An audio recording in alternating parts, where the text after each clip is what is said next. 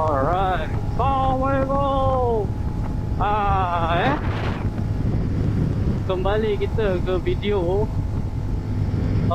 Kan, kembali kita ke channel motovlog.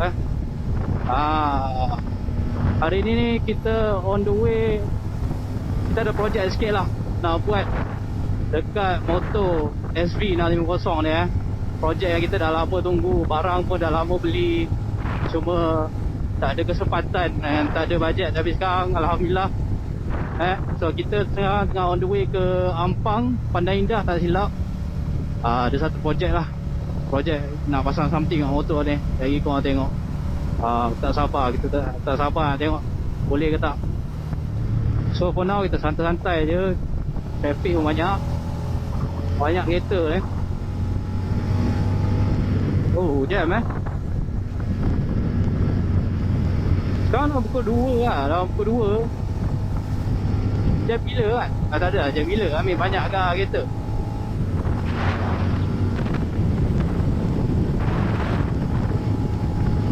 So kepada yang dah subscribe, minta maaf lah kalau tak ada video sangat kat channel Kita pun busy. Bukan busy apa, kita just malas nak buat konten. Kita punya equipment pun tak ada. Sekarang kita dah ada equipment, boleh lah kot kita test buat konten macam mana. Hopefully audio dengan video quality semua ok, angle semua ok. Kalau ok, kita rajin-rajin dengarlah diri buat konten.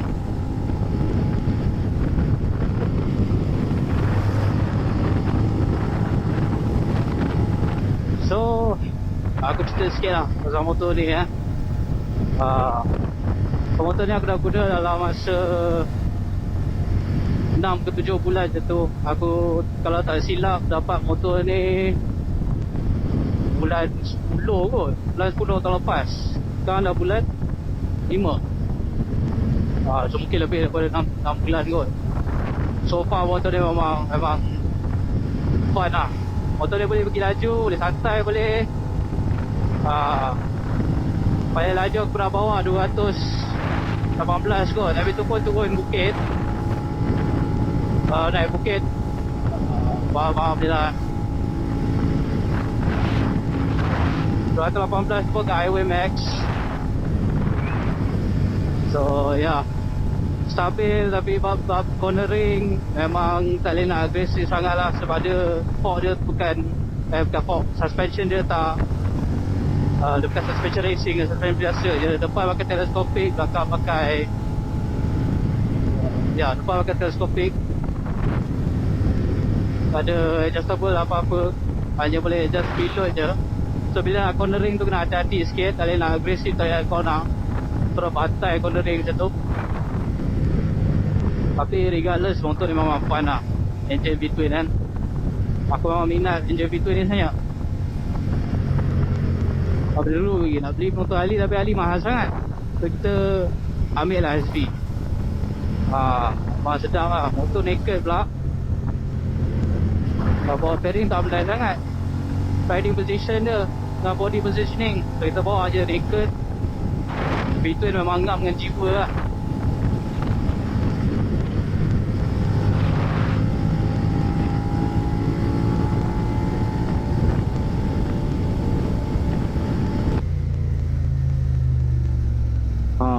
Dah sampai actually agak awal juga sampai. So tak apa, kita santai dulu.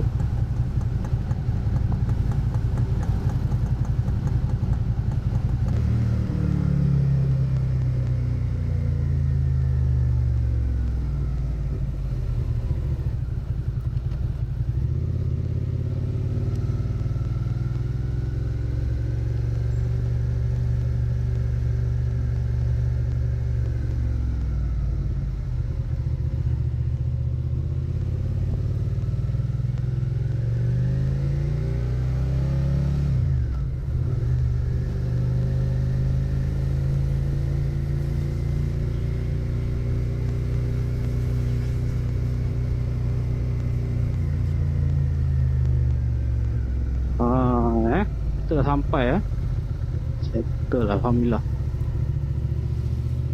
Tengok.